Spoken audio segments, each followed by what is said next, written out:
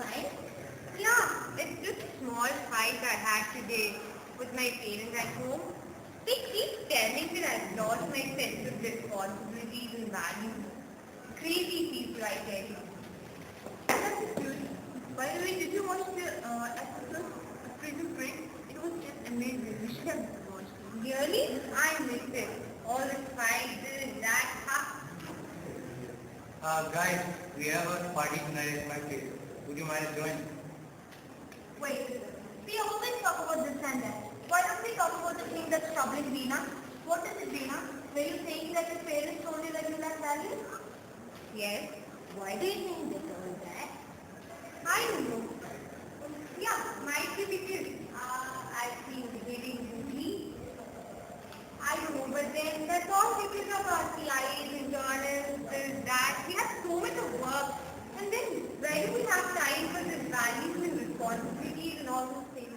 Yes, I agree with Veena. Our parents can't expect us to be like this. The world is changing and so values are also changing. Yeah, it's so unsupposed to be like only.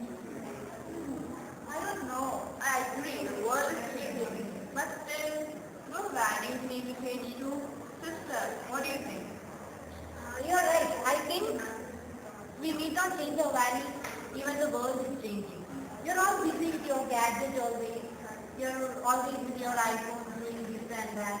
But you need to be conscious of your values. You should keep up with the values that you have. Is there something wrong with the world today? That we cannot say it's wrong with the world. But when we consider the olden days when your parents were there, it was a time when they were not using any gadgets. The only thing was there for recreation or the enjoyment was the storytelling. They had so many moral stories to inspire them to have moral values for it. But nowadays we lack them. So would you mind sharing a story with us? I'd love to say a story. Let's go to the word song.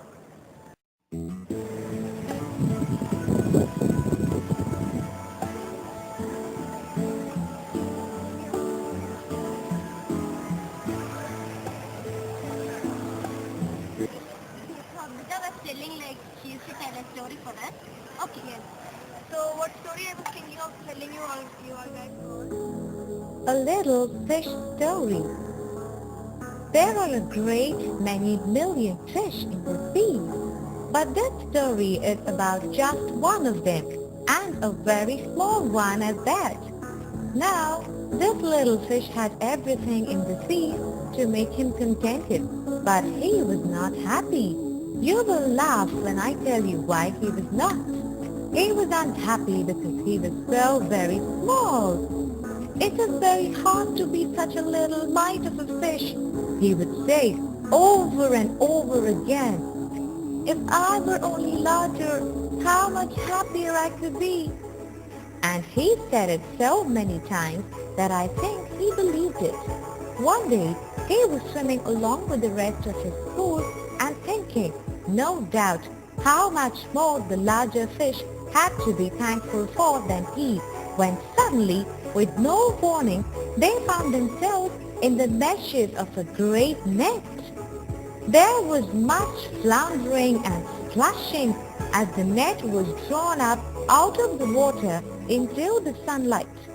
And just as its hole was being emptied into the boat, the small fish in the pool wriggled through the mesh and slipped back into the cool, clear water. How good it felt! He swam here and there and everywhere, and some of the fish who knew him well all the rest of his life said that they never again heard him say that he wished to be anything but a little. So we have seen how stories help in shaping an individual's character. This allows to learn from traditional stories that is sadly disappearing in this today's world. And also that storytelling has not just helped in inculcating values but also in spreading social awareness. So millions of stories have also inspired many people to do great things. Thank you.